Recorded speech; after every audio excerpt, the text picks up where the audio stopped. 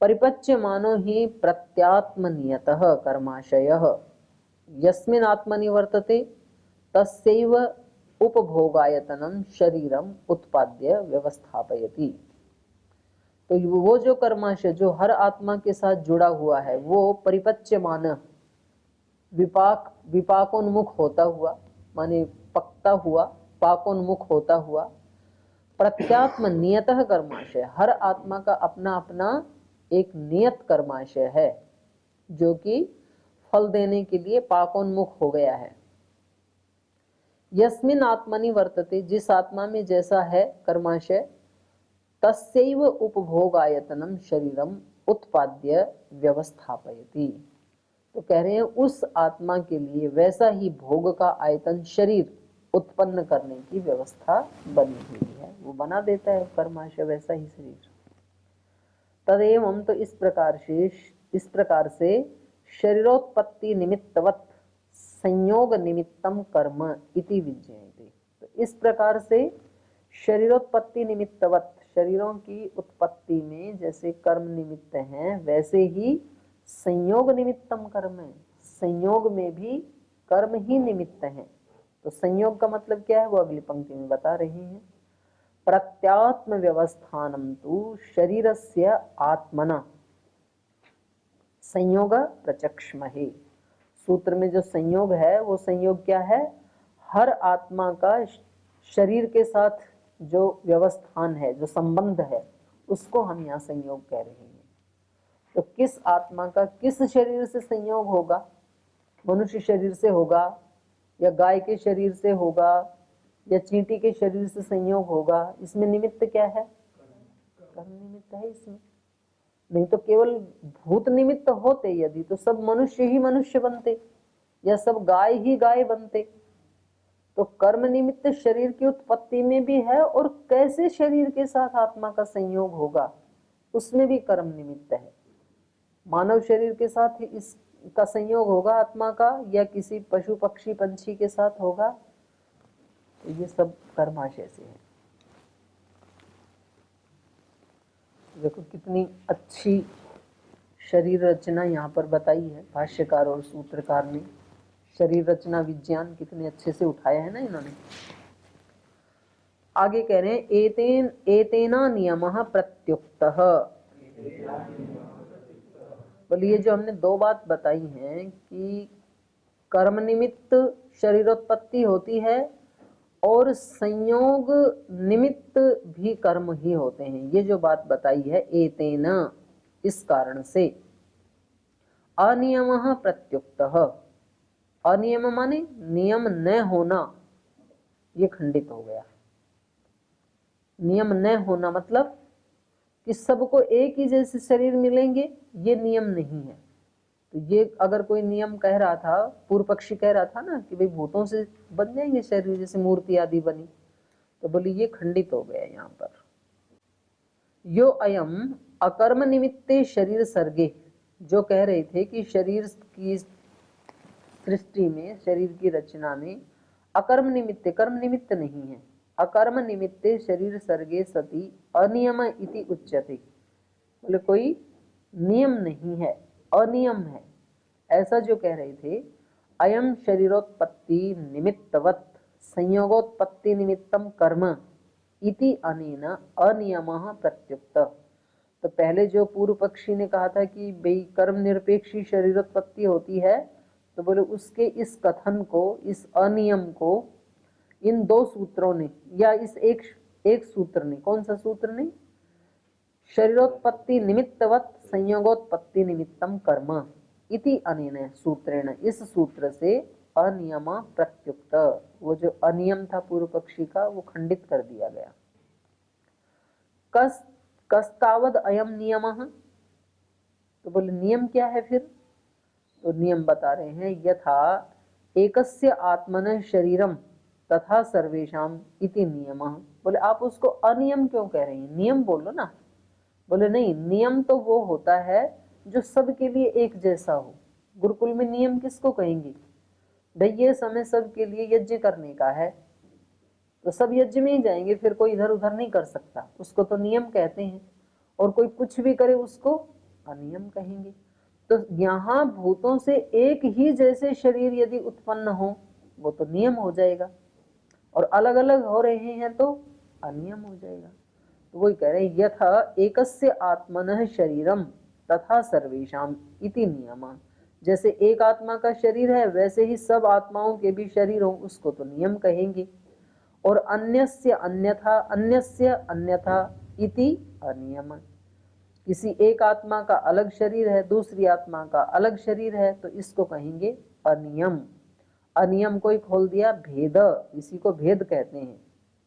और इसी को कहते हैं व्यावृत्ति विशेष, माने अलग होना, एक शरीर से दूसरे का अलग होना, उसी को तो व्यावृत्ति कहते हैं। तो ये कह रहा, ये व्यावृत्ति विशेष इति। दृष्टा च जन्म जन्म व्यावृत्ति ही उच्चाभिजन निकृष्टाभिजन इति। और देखा क्या जाता है लोक में, जन्म की व्यावृत्ति देखी जाती है, माने अलगाव देखा जाता है। जैसे किसी को कह देते हैं उच्चाभिजन है, भाई ये ऊंचे कुल का व्यक्ति है तो ऊंचे कुल में पैदा हुआ। निकृष्टाभिजन है, निम्न कुल में पैदा हुआ। ये तो ऊंचा नीचा कुल किसको माना जाएगा, जो सत्कर्म करते हैं वो ऊंचा कुल, जो निकृष्ट कर्म करते हैं तो नीचा कुल। प्रशस्तम निंदितम इति, ये प्रशस्त कुल में पैदा हुआ है, ये निंदित कुल में पैदा हुआ है। व्याधि बहुलम अरोगम इति, एक व्यक्ति का शरीर व्याधि बहुलम, बहुत रोगों के साथ ही उत्पन्न होता है, कई कई रोग एक साथ। और दूसरा क्या होता है, अरोगम, उसको कोई रोग नहीं है। समग्रम विकलम इति, किसी किसी का शरीर समग्र है, माने सब अंग प्रत्यंग सब पूर्ण है, और किसी किसी का क्या होता है, विकल, कोई एक अंग नहीं है, एक आंख नहीं है, एक पैर नहीं है, एक हाथ नहीं है, ऐसे भी होता है। तो समग्रम विकलम इति, तो ये भेद बता रहे हैं। पीड़ा बहुलम सुख बहुलम इति, किसी के शरीर के साथ संयोग होते ही, जन्म लेते ही बहुत सारी पीड़ाएं आती हैं, और किसी को बहुत सारे सुख मिलते हैं। तो ये सब किसके कारण है, वेद कर्म निमित्त, कर्माशय के कारण। पुरुष अतिशय लक्षणोपपन्नम विपरीतम इति, कुछ पुरुष के अतिशय लक्षणों को लेकर के पैदा होते हैं, माने कुछ स्पेशल गुणों को लेकर के पैदा होते हैं, और कुछ विपरीतम माने बुरे लक्षणों को लेकर पैदा होते हैं, ऐसे भी होते हैं। जैसे श्री राम कैसे हैं, आजान बाहु, उनकी भुजाएं यहाँ घुटनों तक आती हैं, घुटनों के नीचे आती हैं। तो ऐसे तो कभी कभार कोई एक आधी व्यक्ति आते हैं, तो ये स्पेशल गुण हो गए ना। तो इसको कहेंगे पुरुष अतिशय लक्षणोपपन्नम, पुरुष के जो लक्षण होते हैं उसमें अतिशयता को लेकर के कोई पैदा होता है, और कोई विपरीतम। कुछ ऐसे भी होते हैं ना कि जो मनुष्यों के आंख नाक कान है उससे कुछ अलग ही उनके होते हैं, या होते ही नहीं है, ऐसा भी होता है। पता नहीं कैसी कैसी सी सृष्टियां कर्माशय के अनुसार ईश्वर करता है। एक मैंने अभी थोड़े दिन पहले एक देखा सोशल मीडिया पे कि सिर एक है और नीचे से दो बच्चे हैं, मतलब वो बेटियां हैं दोनों, और सिर दोनों का एक ही है। अब बताओ, अब उनको स्नान कराते हैं, वो चलते हैं तो एक इधर जाती है एक इधर, तो वो शरीर बेचारा क्या करे, कभी इधर जाती है कभी इधर जाती है, तो एक को रहना पड़ता है। अब वो उधर उसके सिर में साबुन आदि लगा के स्नान कर रहे हैं, कभी इसकी आंख में इधर आके साबुन घुसता है, कभी इसकी आंख में।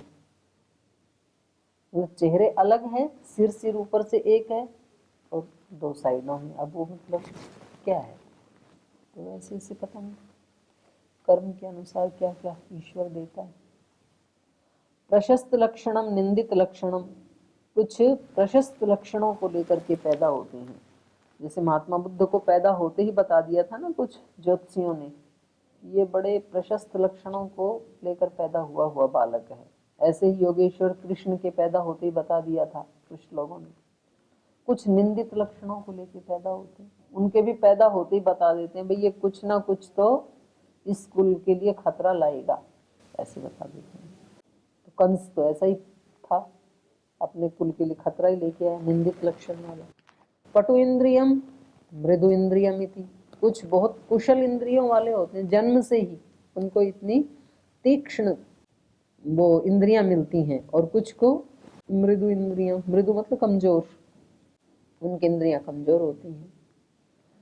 सूक्ष्मश्च भेदो अपरिमेय, ये तो हमने स्थूल भेद बताए हैं, कर्माशय के कारण स्थूल रूप से कितने भेद मिलते हैं, लेकिन जो सूक्ष्म भेद हैं वो तो कितने कैसे हैं, अपरिमेय, उनको तो गिना ही नहीं जा सकता। सूक्ष्म भेद तो कर्माशय के अनुसार हर व्यक्ति में अलग होते हैं। सूक्ष्मश्च भेदो अपरिमेय सोयम जन्म भेदः, तो इस प्रकार से ये जन्म का भेद देखा जाता है। प्रत्यात्म नियतात् कर्म भेदात् उत्पद्यते, ये जो जन्म भेद देखा जाता है स्थूल रूप से या सूक्ष्म रूप से, ये किसके कारण होता है, कर्म भेदात् उत्पद्यते, अपने अपने कर्म के भेद से। प्रत्यात्म नियतात्, क्योंकि वो कर्म भेद, वो कर्माशय हर आत्मा के साथ नियत रूप से जुड़ा हुआ है, जिसको बोलते हैं ना नियति, इसकी नियति ही यही है। नियति मतलब क्या, किए हुए जो कर्म हैं वो उसके साथ नियत हैं, नियमित रूप से जुड़े हुए हैं, तो उसके कारण प्रत्यात्म नियतात् कर्म भेदात् उत्पद्यते। तो जब हम ऐसे ऐसे प्रसंग पढ़ते हैं ना तो फिर थोड़ा मन भयभीत होता है कि भाई हम जो कुछ भी सोच रहे हैं, बोल रहे हैं, चिंतन कर रहे हैं, कर्म कर रहे हैं, वो सारा नियत होता जा रहा है। एक छोटा सा भी ऐसा कर्म नहीं है जो फल उत्पन्न नहीं करेगा। आप बोलो, करेंगे दुर्भावना, करेंगे ईर्ष्या किसी से, क्योंकि वो फल लाएगा, चाहे आपने एक सेकंड के लिए भी किया है। तो अब बोलो गलत कौन करेगा। तो ये इतना एक तरह से जो वरुण के पास हम कहते हैं ना, वो ये ही वरुण के पास है। चाहे हम मन से कर रहे हैं, चाहे हृदय से, भावना से, चाहे किसी इंद्रिय से, तो वो नियत कर्म जुड़ता ही जा रहा है। छोटे से छोटा कर्म भी ऐसा नहीं है जो निष्फल जाएगा, निष्फल नहीं हो सकता, फल मिलेगा। तो फिर व्यक्ति सावधान होता है कि फिर तो भगवान जी बचा के रखना बुरे वालों से और अच्छे वाले करवाते रहना। प्रत्यात्म नियतात् कर्म भेदात् उत्पद्यते असति कर्म भेदे प्रत्यात्म नियते निरतिशयत्वात् आत्मानां समानत्वात् पृथिव्यादीनां पृथिव्यादिगतस्य नियम हेतु अभावात् सर्वं प्रसज्जेत। तो वो पीछे वाली बात को दोबारा दोहरा रहे हैं। असति कर्म भेदे, या रेफ लगा लेना मैं के ऊपर, यदि कर्म का भेद ना हो तो प्रत्यात्म नियति, प्रत्येक आत्मा के साथ यदि कर्माशय नियत ना हो तो क्या होगा, निरतिशयत आत्मनाम, आत्माएं तो सब अतिशय से मुक्त है, समान है सब आत्माएं, तो समानत्वाच्य, सबके समान होने से, और पृथिव्यादि नाम, और पृथ्वी आदि भूत हैं वो भी समान है सबके लिए। पृथिव्यादि गतस्य नियम हेतु हो, पृथ्वी आदिगत नियम के हेतु से, पृथ्वी आदिगत नियम क्या है, मिट्टी से मिट्टी की मूर्ति बनेगी, पत्थर से पत्थर की बनेगी, वो सबके लिए बराबर ही है ना। तो पृथिव्यादिगतस्य नियम हेतु अभावात् सर्वम प्रसज्जेत, सब के सब समान शरीर होने लगेंगे फिर, क्योंकि नियम के हेतु का अभाव होने से।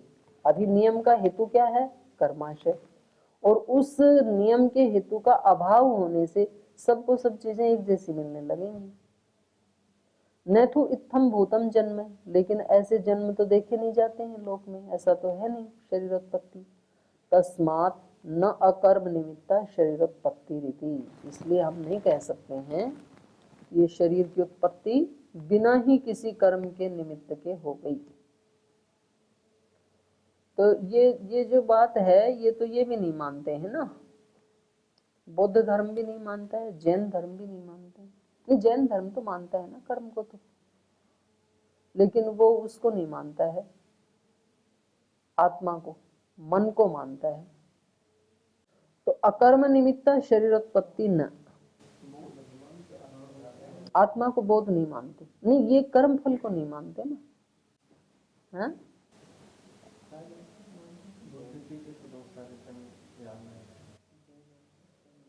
अब ये भी मतलब अपने आप में एक क्वेश्चन मार्क है कि भाई जब उनको 500 जन्मों की याद आई थी तो कैसे कह सकते हैं कि आत्मा नहीं है, क्योंकि याद करने वाला तो कोई एक तो है ना जो उस समय भी था, तो ये आत्मा को मानते नहीं। तो चलिए आगे, उपपन्नश्च तद वियोगः कर्म क्षयोपपत्तेः। और कह रहे हैं जैसे ये शरीर की उत्पत्ति कर्माशय के निमित्त से है, ऐसे कर्मों का क्षय भी कर्म निमित्त से। कर्मों का क्षय मतलब अपवर्ग, अपवर्ग भी तभी प्राप्त होगा। उपपन्नश्च तद वियोगः, तद वियोग माने शरीर वियोग है, शरीर की उत्पत्ति और शरीर का वियोग दोनों कर्माशय के मानने से ही उत्पन्न होगा। यदि कर्माशय नहीं मानेंगे तो कभी भी शरीर का क्षय होगा ही नहीं, शरीर उत्पन्न होते ही रहेंगे जब तक भूत हैं। क्योंकि कारण क्या है यहाँ पर, भूत। अभी तो क्या है कि हम अगले ही जन्म में शरीर की उत्पत्ति से रहित हो सकते हैं। अब की बार यदि हम ऐसा कर्म करें कि जिससे इसी जन्म में हम अपने सब अज्ञान अविद्या दोष सब हटा दें, तो अगली बार जन्म लेने की जरूरत नहीं है।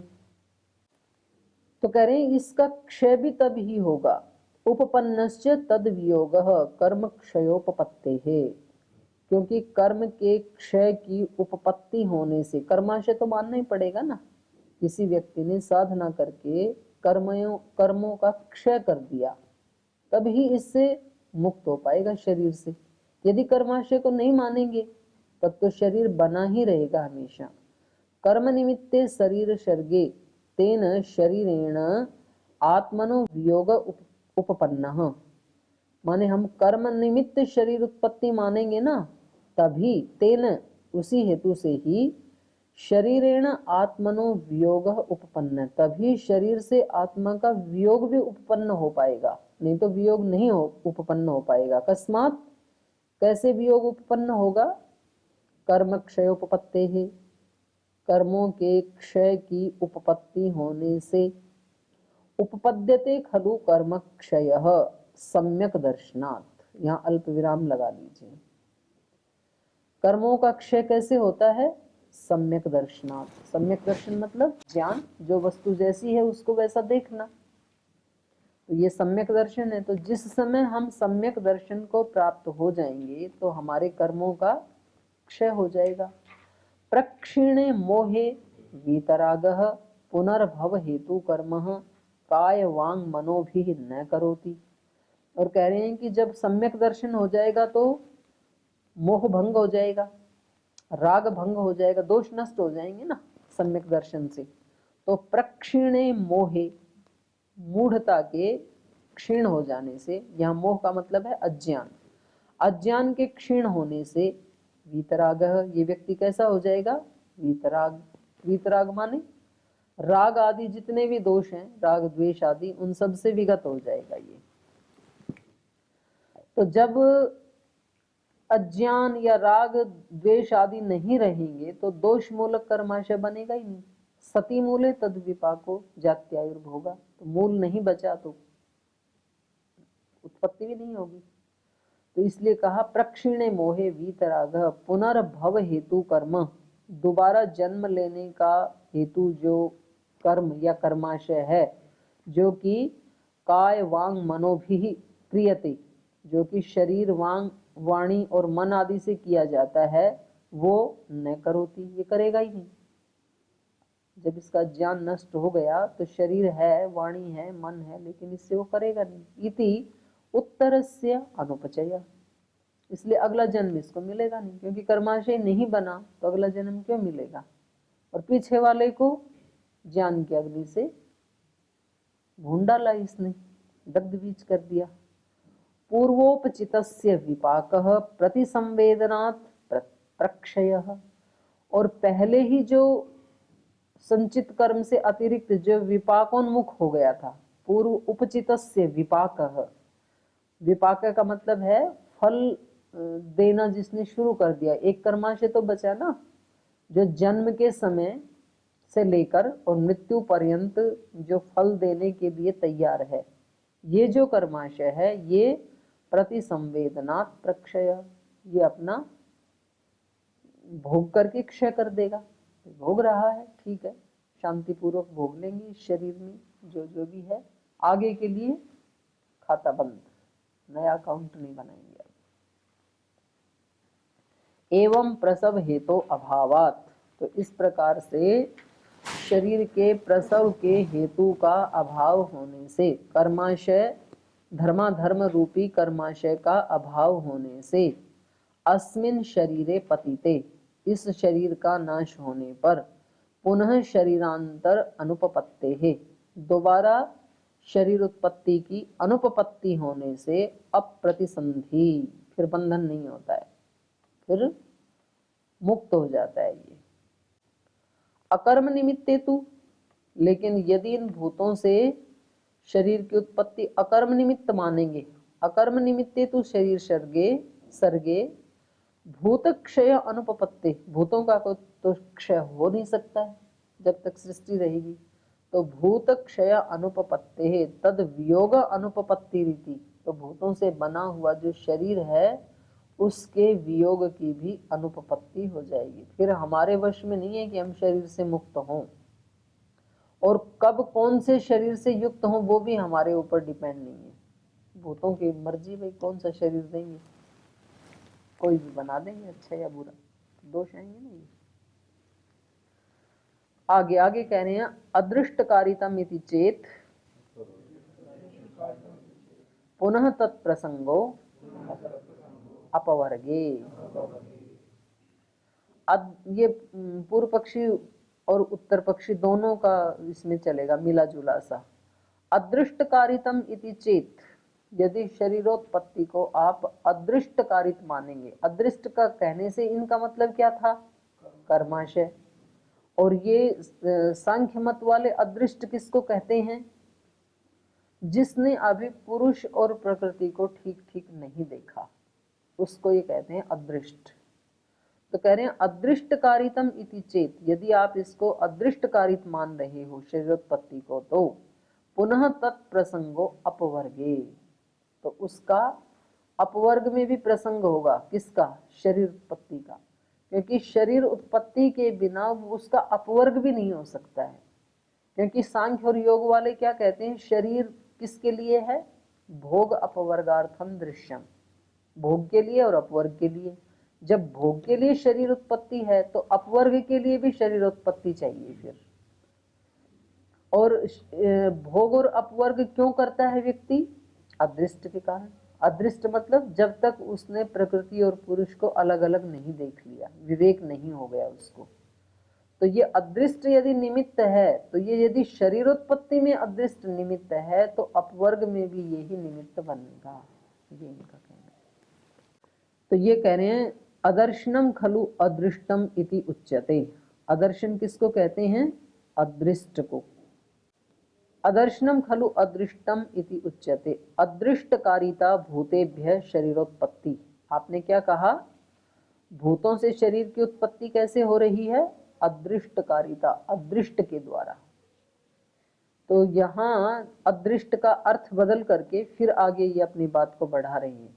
न जातु अनुत्पन्ने शरीरे दृष्टा, बोले जब तक शरीर उत्पन्न नहीं होगा तब तक ये आत्मा दृष्टा नहीं हो सकता है। माने दोनों को ठीक ठीक देखने के लिए भी तो शरीर ही चाहिए ना, मन बुद्धि आदि चाहिए ना। तो न जातु अनुत्पन्ने शरीरे दृष्टा निरायतनो दृश्यम पश्यति, आयतन के बिना दृश्य को कैसे देखेगा। तच्च अस्य दृश्यम द्विविधम, और ये इस आत्मा का जो दृश्य है ये दो प्रकार का है। भोग अपवर्गार्थम दृश्यम ऐसे कहा ना, तो वो दृश्य में शरीर भी तो दृश्य ही है ना।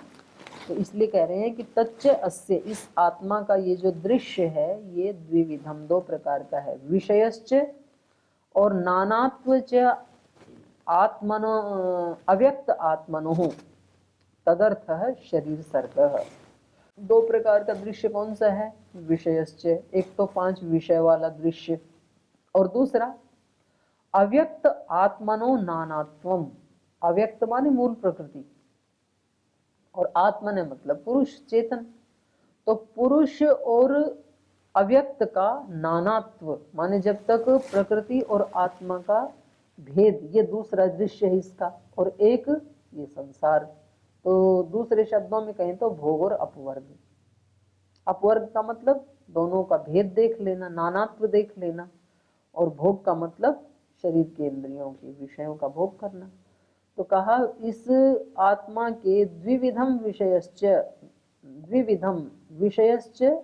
द्विविधम दृश्यम, दो प्रकार का दृश्य है इस आत्मा का, विषयश्च और अव्यक्त आत्मनः नानात्वम तदर्थ शरीर सर्गः। तो इन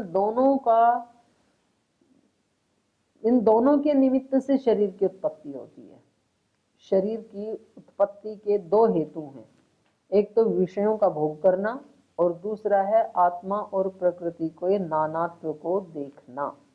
तदर्थ शरीर सर्ग, इसके इस प्रयोजन के लिए शरीर सर्ग है।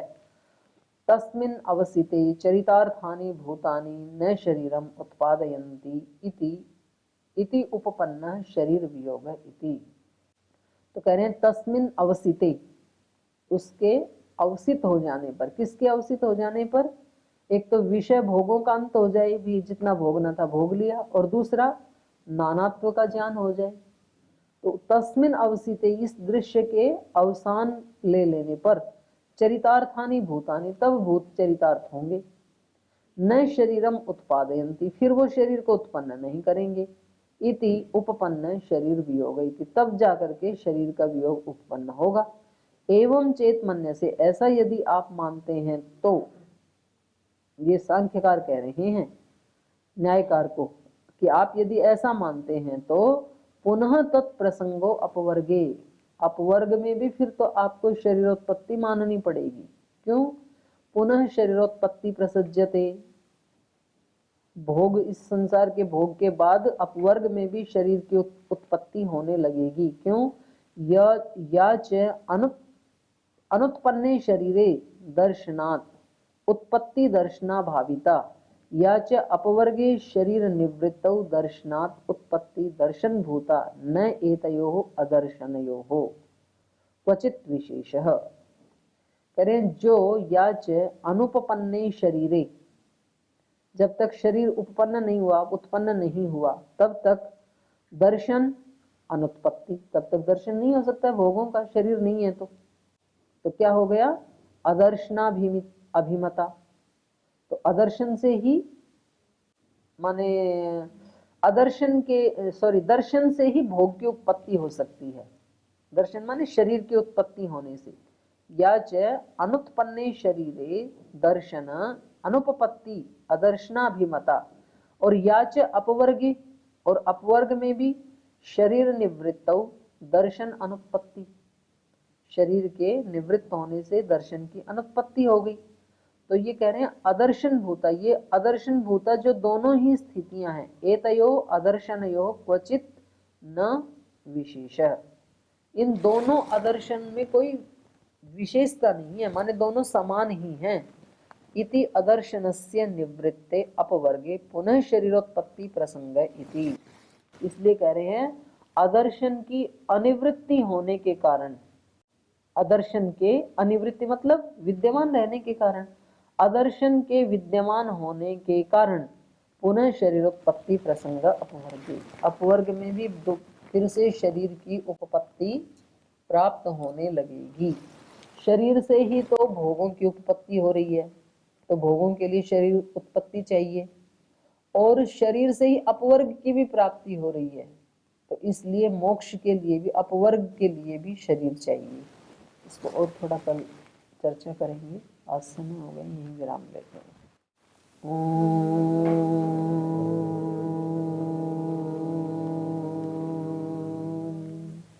शांति शांति शांति। श्री गुरुभ्यो नमः।